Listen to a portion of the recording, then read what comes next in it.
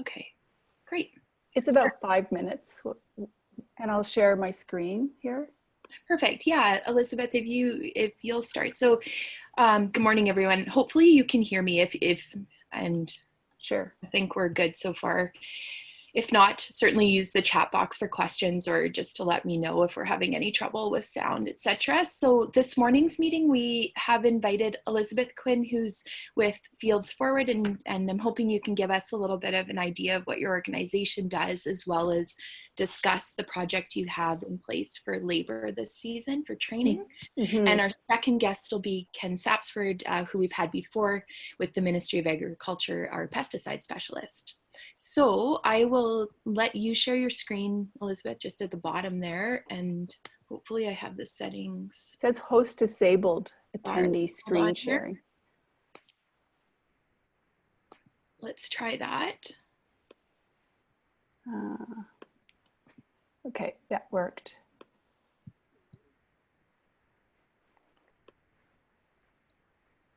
Great. Yeah, that looks good. Thanks, Elizabeth. Okay, well, thank you for having me, Molly, and everyone here. I've met several of you are on the call, but not all. I'm Elizabeth Quinn with Fields Forward Society. I'm the coordinator, and I've been with Fields Forward for about 2.5 years. And we were incorporated as a nonprofit society in 2018. And initially we were a project of Kootenay Employment Services Development Society and had been funded by the CBT, and stakeholders in the region or in the valley chose agriculture, youth and families, and developing an investment co-op as ways to spend the money that they received. So our goals are all related to food and agriculture, and to increase economic development in the farm and food sector, create meaningful jobs, and develop locally appropriate food production, processing, storage, and improve access to healthy local food.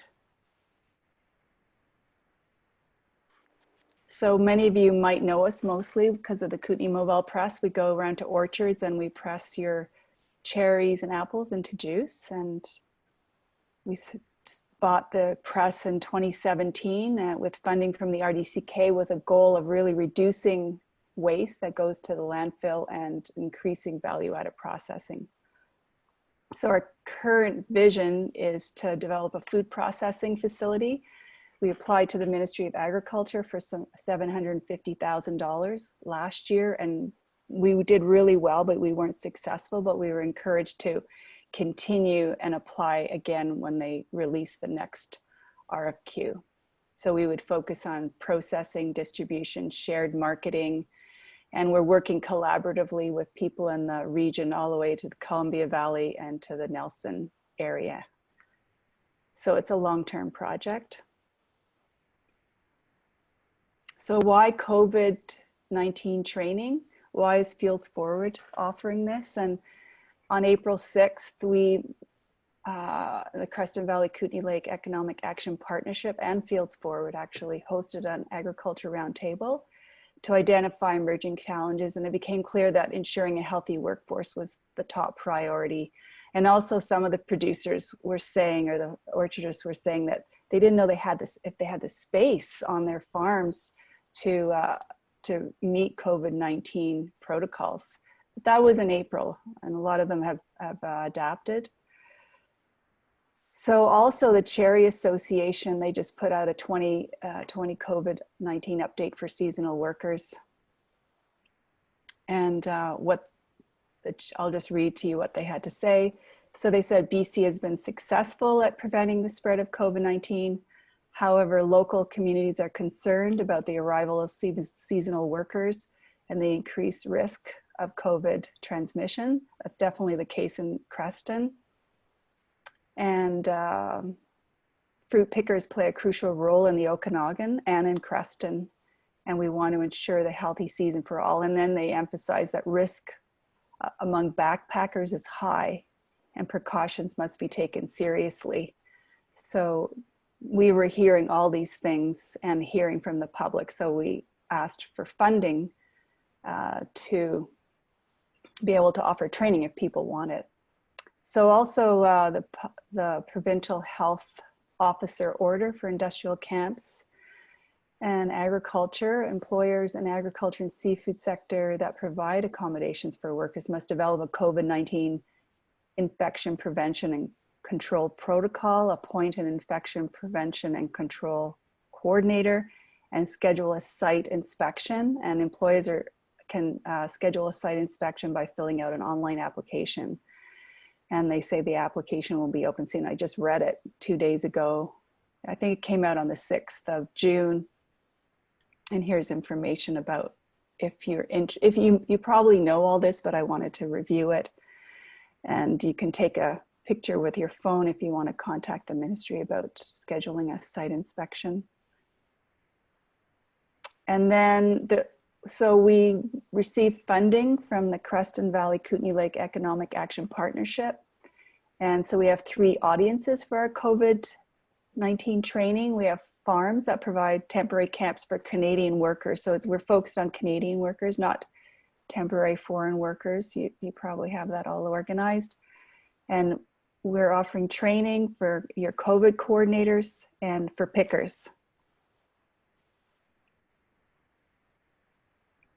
So employers, so our first training is this Friday, and I contacted AgSafe, and Ron Mack is coming out to provide some training, and really he'll be going over the protocols and he'll be able to answer your questions.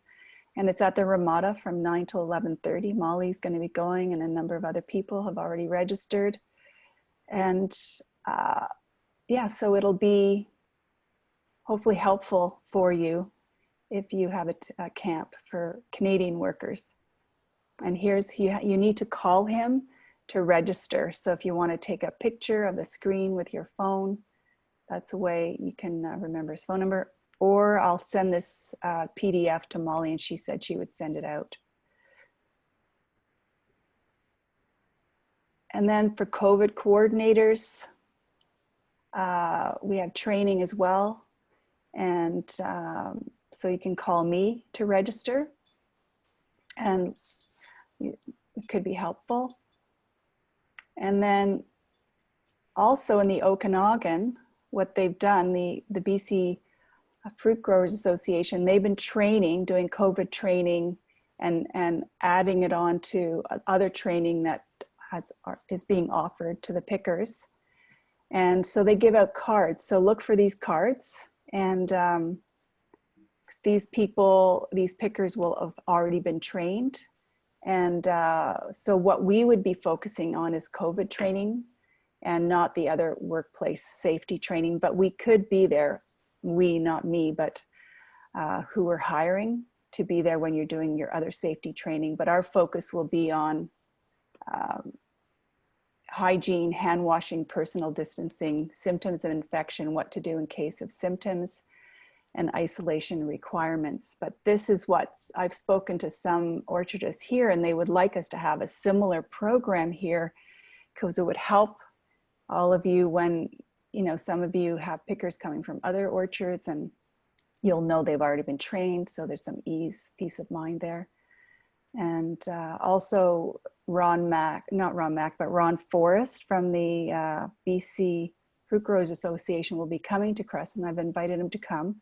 He'll do 2 days of training for pickers, which he's already doing in the Okanagan. And he'll be training the trainer. So he'll be training who we hire to continue. And so there'll be training, but we're wondering what would be the best day to start. Of course, with the weather, you don't know, but you could maybe get a ballpark figure. And then if you could put it in the chat, if you have any idea when it would be a good time to invite Ron Forrest here. And you don't have to be a BC Fruit Grower member. So it's for everyone.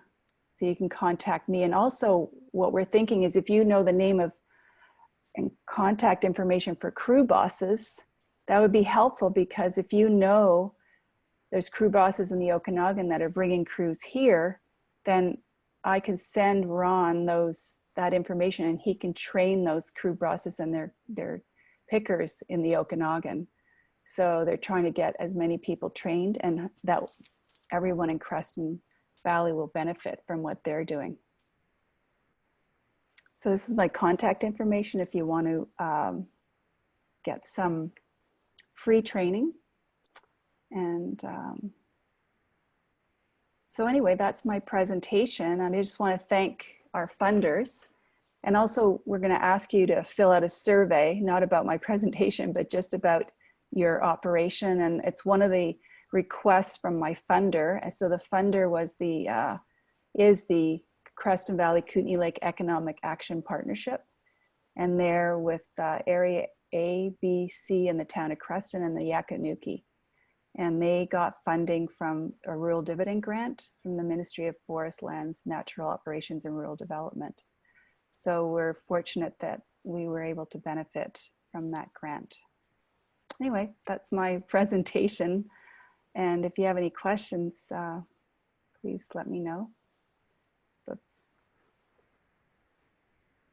Thanks, Elizabeth. Should we take some questions? Is there anyone who has a question either in the chat or would like to speak? Dawn, go ahead. Yeah, my wife was saying there was something on the town website last night about a picker camp in Creston. Do you have any information on that? I do, but I mean, I'm not involved with it. So Aaron Gregory, he's with the Economic Action Partnership. He's the person to call. And I have his phone number for you. Do you want to, here's his phone number, 250-402-3561. Yeah, I mean, I don't anticipate using such a resource, but it's just, they said the town had put $115,000 towards it, and haven't really heard anything about it. So. Yeah, no, it wasn't the town, it was the BC Ministry of Agriculture. And the BC Ministry of Agriculture hadn't announced it yet. So the funding, so it came out early because it was just it just happened. So I can't really speak to it other than I know that it's, and their BC Ministry of Agriculture is also helping in the Okanagan. So it's really to help with the backpackers that might be in between jobs, but Aaron knows, has the details. Okay. Yeah.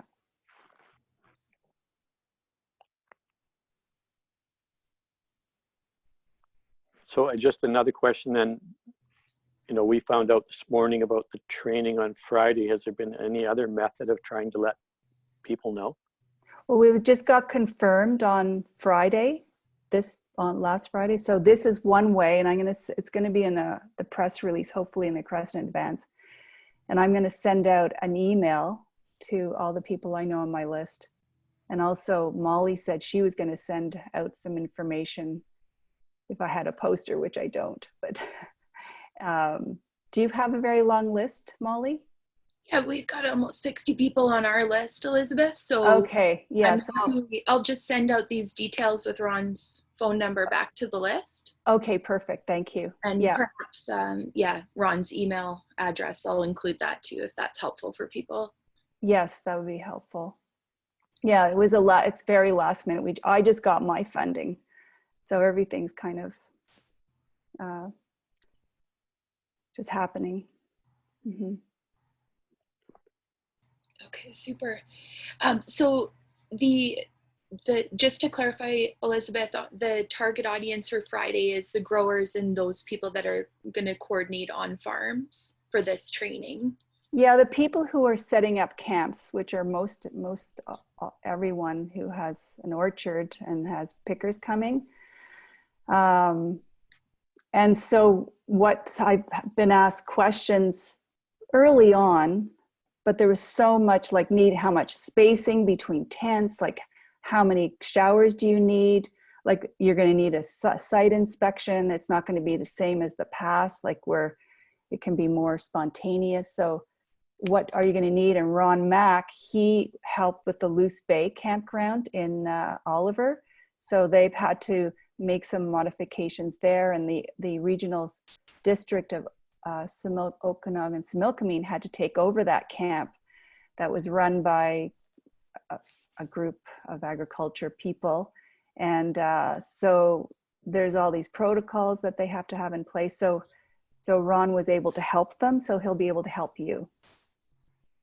Great, that sounds good. Well, thank you, Elizabeth, for joining. Okay, thank you. Sharing that. I'll send out the information in the follow-up to the call. Okay. And get that out to our list as well. So you're welcome to stay on and listen to Ken's presentation, but otherwise, were there any other questions? Eric, thanks for putting your information in the chat. I will make sure that we've updated your email address as well.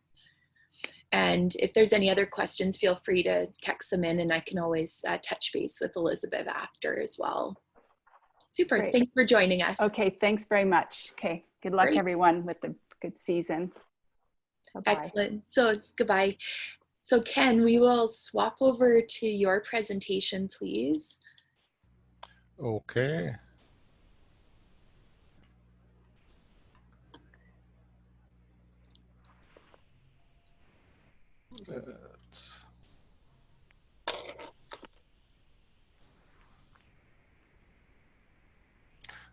Okay, the screen is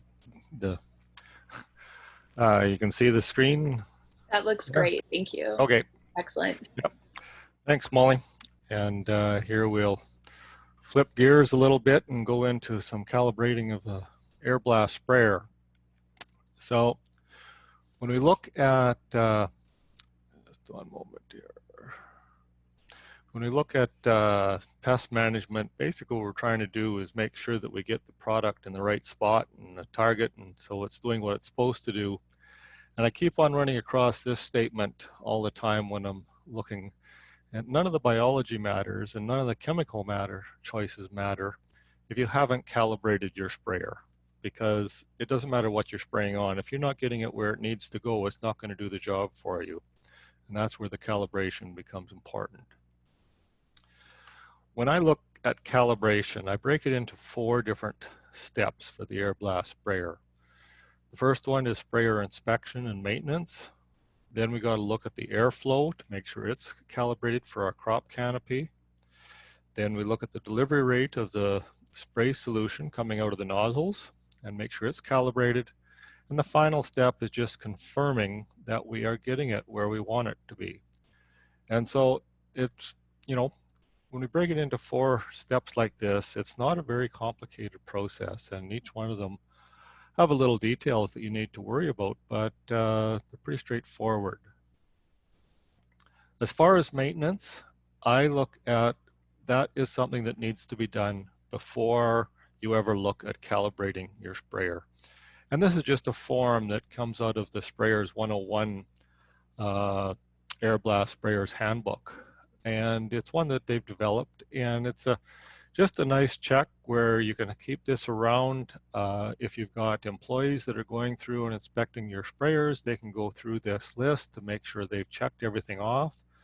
And one of the statements they make in the book is, after you printed it off, because it's on the web, that website that's there, you can take and laminate it and then use a dry erase marker on that, and you can just have it hanging in the shop, and you can use it every time you go out there to do a maintenance on your sprayer to make sure it's all up and ready to go. So that's all I'm going to say on maintenance. That has to be done first. Maintenance is done. Now we can look at calibrating the sprayer. The first thing I look at is the airflow. And there's so many people that don't consider calibrating the air when they're talking about calibrating a sprayer. They're looking at the solution, the spray solution coming out of the nozzles, but the air is really important with all of the Airblast sprayers. These are apple trees, of course, but if you look at the 3 different structures of these trees, you have this one here, which is a large apple tree. You got here a very upright, high density structure, and here we have some new plantings over here. If you're using the same airflow rate on these 3 structures of canopy, you might be hitting one of them correctly and the other 2 are wrong. You're going to need completely different amounts of air for each one of those structures. And so we've got to look at the trees that we're trying to spray and what we're trying to spray into and where we're trying to hit to make sure we got the right airflow. Early in the season, quite often what we see is that when you're trying to do an oil spray or something like that, that the air is too high. We're using the same fan speed that we used on the full canopy.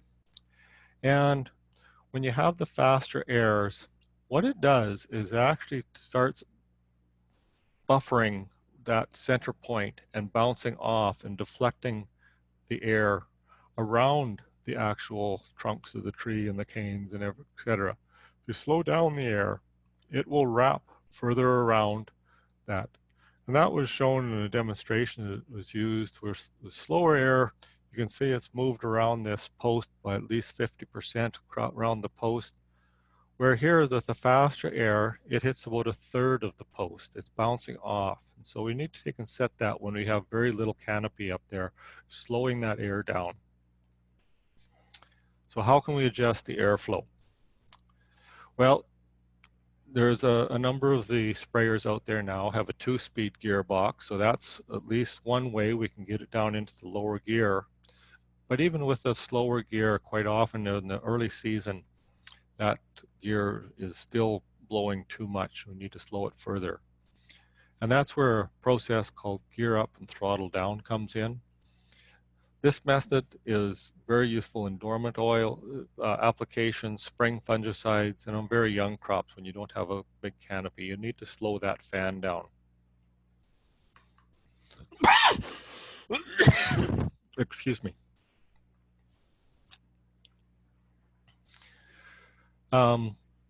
For gear up, throttle down, what you're trying to do, if you haven't heard of this, you take and bring the throttle back about 60 to 70%. So that's going to slow your power takeoff down from about 540 down to about 350 or 375. But to maintain your tractor speed, you put it into a higher gear. So you're still going, if you're typically traveling that 3 mile an hour, you can still travel the 3 mile an hour in a higher gear with the lower RPM. Because the fan is direct line to the power takeoff, that's slowing your fan down. And so there's a number of things that this does. Not only does it reduce the fan speed, but it also saves some fuel because your tractor's not working as hard. And it actually has, we found that there's less complaints from non-farming neighbors because that fan isn't whining as hard. And so, however, if you're in a very hilly situation and you've got a tractor that is a little bit underpowered and it starts to lug when you go into that higher gear with the throttle down, that system's not going to work for you. It's just you're going to have too much variability going up and down the slopes in that higher gear on your speed. So how do we know when we have the right amount of air? The objective of spraying, if in an ideal situation, is take that air that's around the tree and we want to move it over there and replace it with the spray air. However, that doesn't always work exactly as it shows in the photo, but that's what the objective is. So the first thing you need to do with a sprayer is understand where the air is going. And one way to see the air is to tie some ribbons or flagging tape. Flagging tape usually with the speed of the air, it ends up getting ripping and blowing off and maybe even sucking back through the fan and turning it into confetti. However, when you tie the ribbons on, you can actually see where the, oops, just let me go back here. Sorry. You can see where the air is moving. And one thing you'll notice, because of the rotation of the fan, you'll notice the ribbon on this side is pointing down more so than the one on this side. And there is, even though you may have deflectors set the same, you're going to take and have some differences on each side, even with ribbons tied at the exact same place because of that rotational fan. They do put fins in there to try to straighten that out.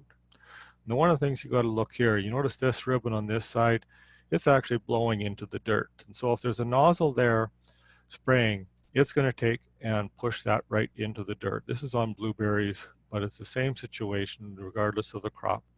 So it's a matter of adjusting our deflectors in there to try to take and get that air moving in the direction that you want. Because once the nozzle has pushed the spray solution out, once it gets about 10 to 12 inches past that nozzle, the only thing that's moving that spray solution is the air. The direction of the nozzle is not going to be that important. It's the air that's moving it after that point. How much air do we need? Well, this is where you've really got to look at setting it, because the large plants like that full apple or cherry tree is going to take a lot more than your new plantings or your high density plantings. Dense foliage, early in the season, you don't have all that foliage on there. It doesn't need as much air as we do at this time of year when we're starting to get a full canopy of leaves in there. Airstream, what is determining it is the size of the fan, the speed of the fan, and also the size of the intake onto that fan. So one size does not fit all. So in order to determine how much, what is found is that if we can attach some ribbons, some 10-inch long ribbons at the top of the tree, the middle of the tree, and at the bottom of the tree, on the opposite side that you are running your Airblast sprayer. And then you'll need 2 people for this, because the operator needs to run the tractor. You cannot leave the Airblast sprayer sitting in front of one tree and go around to the other side to see what it's doing, because that air when you're sitting with the tractor in one spot is a lot different than when you're moving with the tractor down the row. So what you're looking for on the other side of the tree is for the ribbons. The ribbons should be fluttering about 25 to 45 degrees. If your ribbons are hanging straight out when that air goes by, the tractor goes by to 90 degrees, you got way too much air because it's blowing right through that tree and out the other side. If the ribbon hangs limp, then you don't have enough air. It's not pushing it through the foliage and getting it into that tree like it should be. So you've got to look for this fluttering action. So that's the best way. And this will change the amount of air required, like I said, from the start of the season through into the middle of the season. So every time, especially this time of year when or up to this, when we're doing a lot of the trees are changing their foliage, we really need to check it to determine how much and make sure we've got enough air but not too much. In order to adjust that airflow, what we have is our fan speed. We can change them. We can use the deflectors. This is to make sure the air is going in the right place. We can also take, and if we have too much air, there is what they call donuts, and I haven't shown them here, where people have taken a piece of plywood and reduced the size of the air input onto a fan. If there's no other way to get that air reduced, you can do that and add it. Or the gear up, throttle down. A lot of the fans usually have enough for the full canopy. It's more of reducing the air that we need to worry about on early seasons or on some of the smaller tree structures. The third step is calibrating our delivery rate of the spray solution. In order to do that, we need to know 3 things. We need to know the tractor speed. We need to know the output per nozzle and how many nozzles we're going to have open per side. And we need to know our row spacing. So there's one formula, and I've got 2 here. One is for a metric system, and one is for when you're using the US gallons. So the top one, the output per side in liters per minute per side is equal to whatever our target spray output, whatever that's going to be, ground speed times our row spacing, and then over a constant. It's the same formula for the US gallons, and it uses, but now we're talking in US gallons per acre, miles per hour, and feet. And we have a different constant in here. The constant, well, the purpose of the constant is because we've got all of these different numbers in here, like gallons per acre, miles per hour, and foot, and the constant just brings everything down so that it comes out to our gallons per minute per side that we're looking at. I always use the metric system, and the reason I do that is because when you take and look at any pesticide label, the product is listed in the metric system. It is liters per hectare, grams per hectare, all of that stuff. It tells you how many liters per hectare minimum water volume. It could be 300 liters. It could be 1,000 liters per hectare. That stuff is always in metric. And the more conversions from metric to imperial or US gallons that we try to flip back and forth, the more time we have of making an error in some of those conversion factors. So I always go through everything in metric. If I want to look at the rate in gallons per acre, I'll do one conversion at the very end, and that's the only one I will do. So as we go through this, I'm going to be talking in the metric. So to determine travel speed, we've all seen formulas out there, you know, to measure off the distance and see how long it takes, etc. Or we all have smartphones now. There are apps that use GPS on satellite, and so you can use them. You can tack them on. A couple I've found is Speed Tracker or GPS Speed KPH. As long as they have a readout in 1/10 of a kilometer an hour, and they're using the GPS, not the cell towers. They've got to be using the satellites. What I use personally, I have an old Garmin that I had before we had all of these smartphones, and it has an excellent speed indicator on it. I can suction cup to my tractor. I have a small vineyard, and what I have is an old 1965 tractor, so there's no speedometer on it, and this works very well. It can also use to check your tractor accuracy if you've got a tractor with a speedometer on it. Once we know our actual speed, we look at plugging in our formula. So I'm going to use a couple examples here. One is we've got a large tree. We're looking at a high volume spray. So the row spacing is 4.5 meters. That's a 15-foot row spacing. The travel speed was 3.2 kilometers per hour, so we're slowing down to 2 miles per hour. And our target delivery rate here is 2,800 liters per hectare.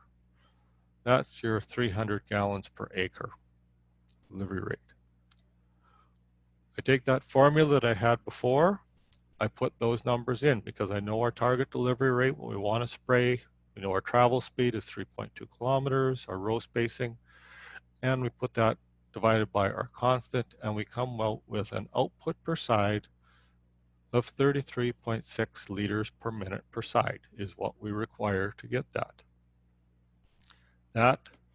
This is where I say I take my 33.6 liters per minute times 0.264, which is my conversion factors to gallons, and that gives me 8.87 gallons per minute per side. Another example, this is in a very high density two-dimensional row structure. So our row spacing is a little closer now. We're 4 meters. Our travel speed, we're going a little bit faster because we're not putting as much on. We're going to go 5 kilometers an hour or 3 miles per hour. We have a target delivery rate now is 1,400 liters per hectare, which is 150 gallons per acre. We put all those numbers into this formula the same as last time. And now our output per side is 23.3 liters per minute per side, or 6.15 gallons per minute per side. So that's a way to determine what you need. I'm not going to get into how to nozzle that sprayer to make sure you've got the product going where you want it. That's something that you'll need to do whether you're doing an upright and you're looking at having an even spray all the way across your sprayer because you're covering right from the top to the bottom of a high density row, or if you're looking like more in this fashion with the variable nozzles to make sure you get the coverage where you need. And there are other programs out through Slimline, etc., that you're able to take and determine the best nozzling of the sprayer on sizes. However, beside the size, there's a number of different nozzle tips out there, and what they're used for and how to determine how to select them becomes a kind of a minefield of choices. And I know in this past, and there's still a lot that are very comfortable with the disc and core molded nozzle. There's the molded, there's air induction nozzles now on the market, and they all have a purpose and a place that they fit.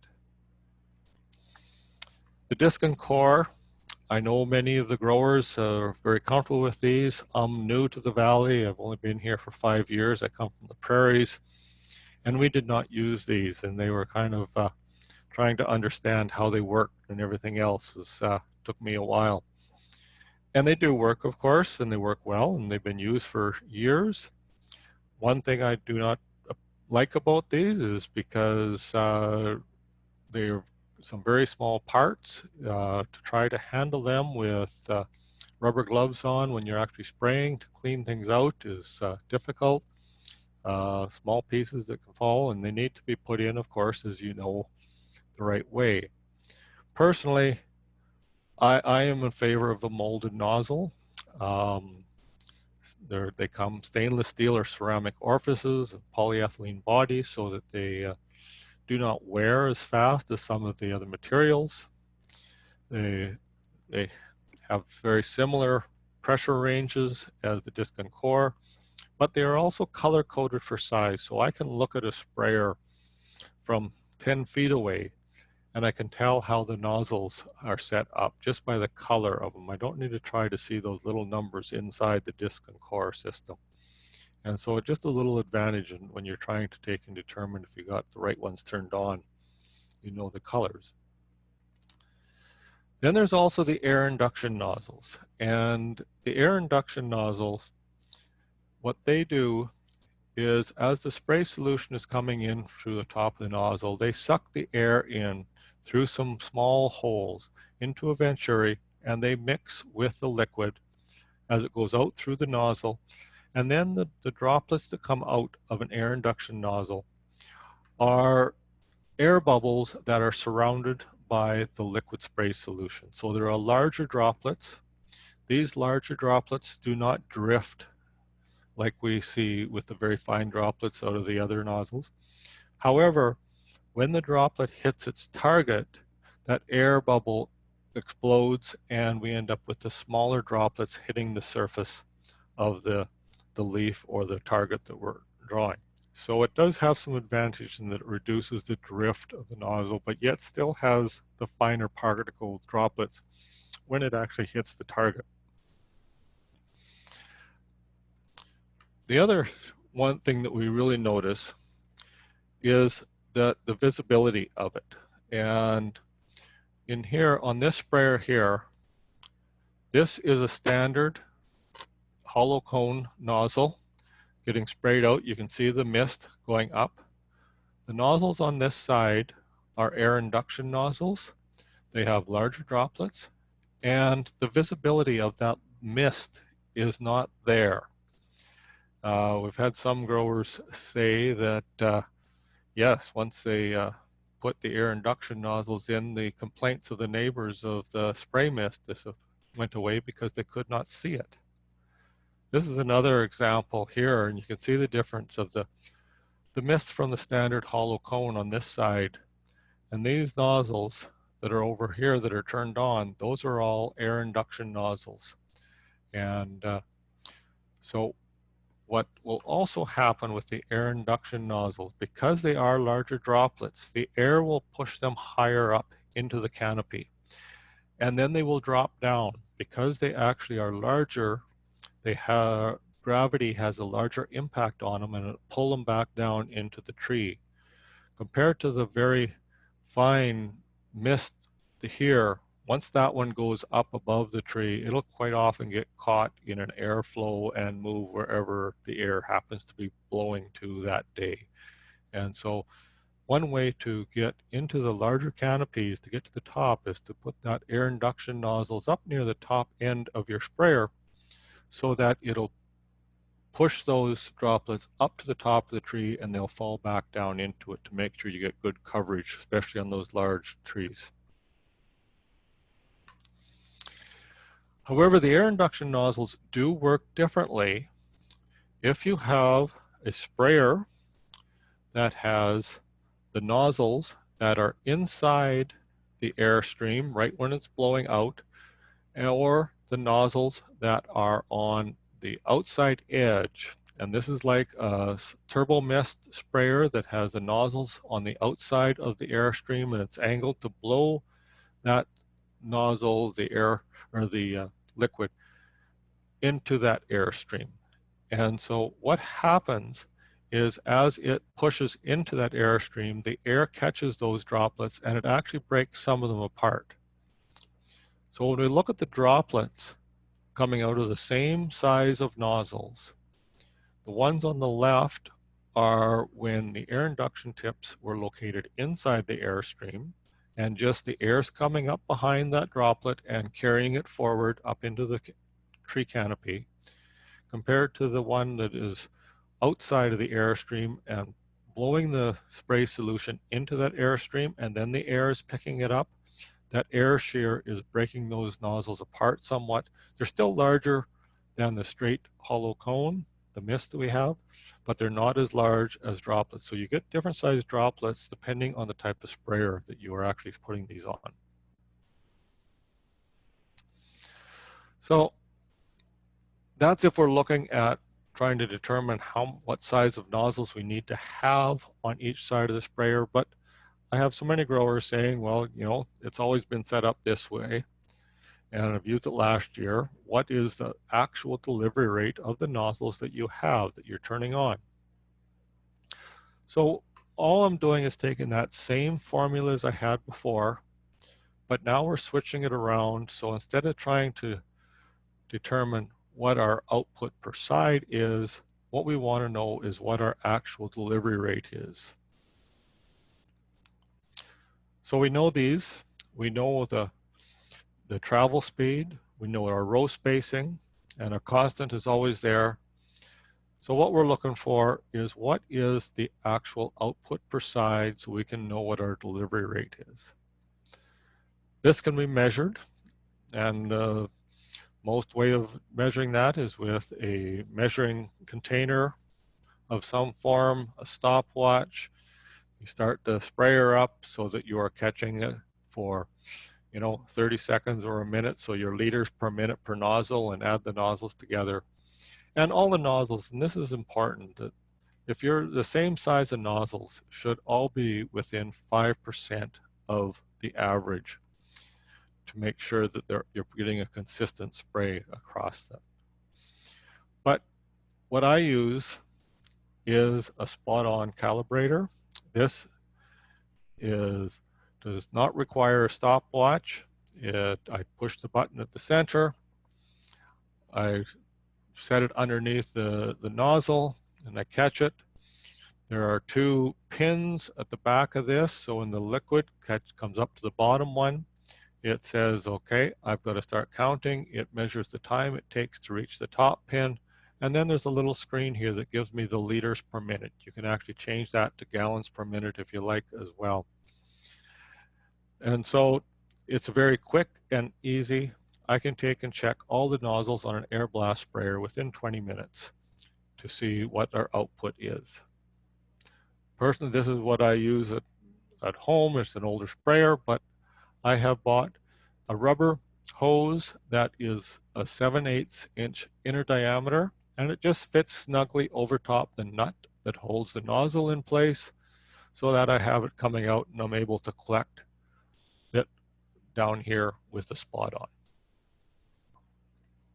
So if we go back to that formula, we had our speed at 4 kilometers an hour, or sorry, 5 kilometers an hour with a row spacing of 4 meters.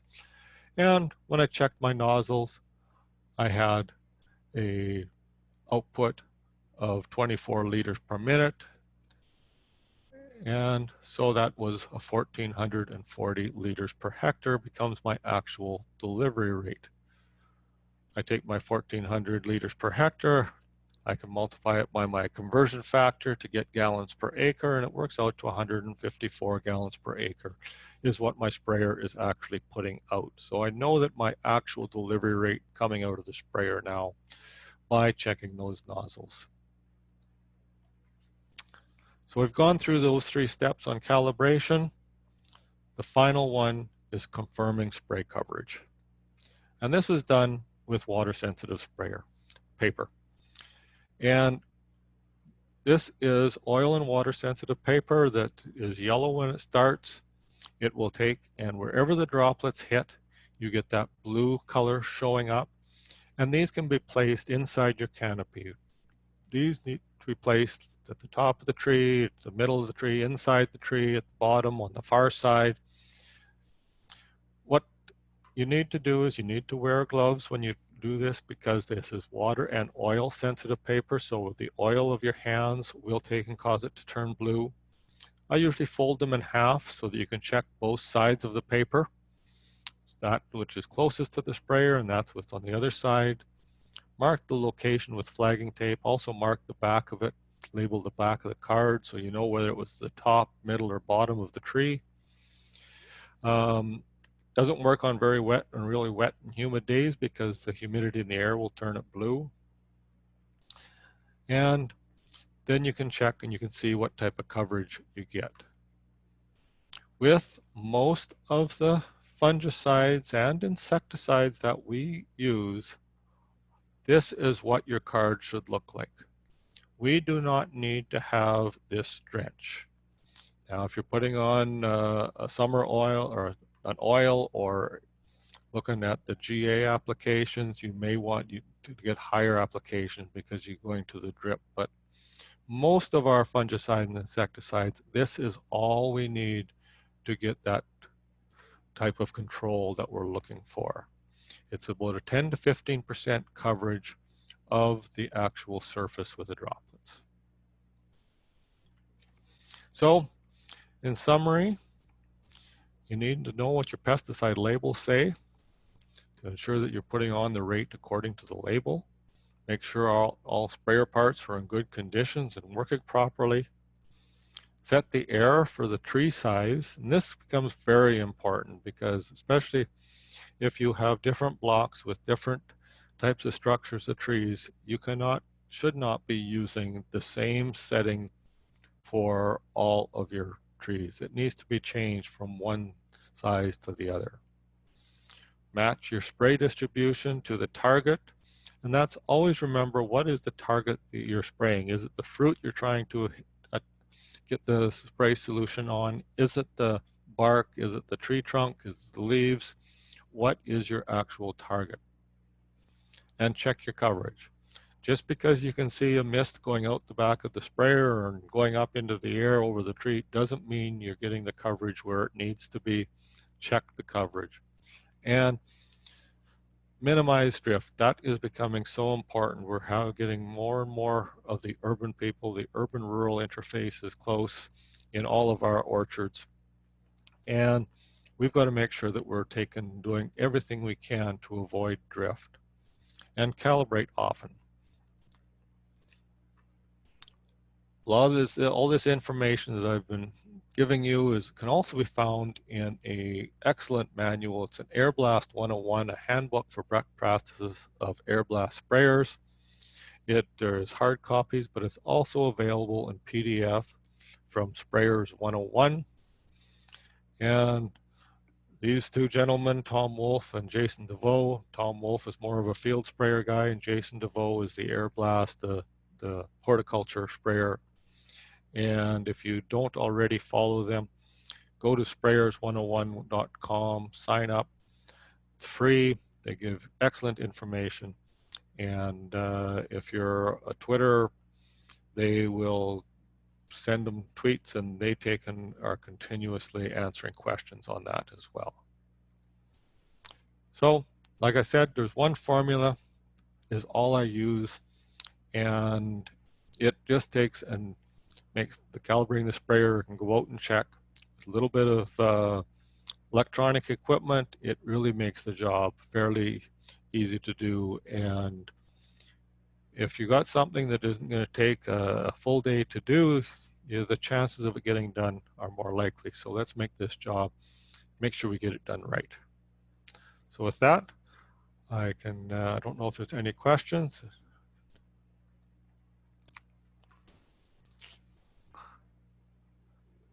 Can we get a copy of your presentation? Yes, I can take and send it. I'll put it into a PDF and send it to Molly, and she can take and distribute it.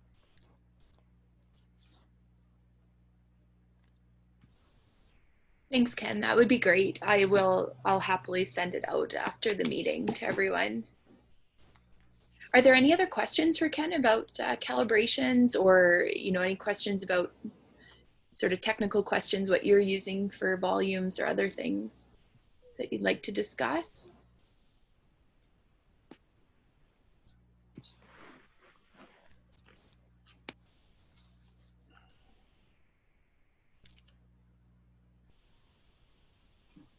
Ken, I'll just make one comment. Powdery mildew often shows us where we're getting good or poor coverage, especially in the middle of the summer. And even though our sprayers might be calibrated well at the start of the season, as we move through the season and get a lot of foliage in the tops of the trees, we may not get the coverage just because of the amount of suckers that are growing in the tops of the cherry trees. And quite often going through in those very dense orchards and pulling suckers out of the top part of the canopy can help the spray penetration into that part of the canopy. But we quite often don't look up there early enough to identify where powdery mildew is, and we miss it. So I think just in regard to that disease, it's worth checking the tops of the trees. We often walk through the orchard looking for insects and diseases, but you need to climb up in the tree or pull some suckers down to see the early signs of mildew. And if there is a problem there, maybe cleaning out the suckers to get improved spray distribution would help. That's where that, if you use that water sensitive sprayer paper too, when you're spraying, if you can take and, put the ladder out, climb up, clip them to the top of the tree to see if you're getting the actual coverage up there. And that's where I have seen with the air induction nozzles setting at the top of the sprayer going up into that, where going through with the normal disc and core, and there was no spray reaching the top of the tree. But as soon as we put those air induction nozzles in there, it was able to lob that droplet that much higher, and it would come down into the top of the tree to maybe get better coverage.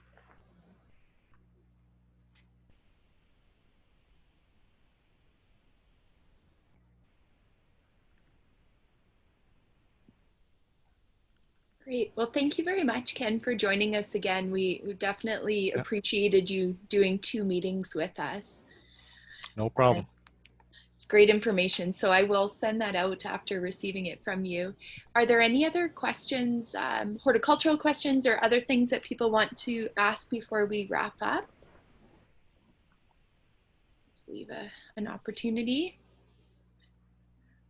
Otherwise, I think Dwayne and I have looked at the schedule, and we'd like to host another 2 meetings and going till the end of June, because I think with the busyness of the season, people are getting to be quite busy in the field. So our next 2 meetings, we're going to have an opportunity next week to hear from Peter Toivonen about harvest handling and post-harvest basically, you know, maintaining the cold chain and post-harvest handling of cherries.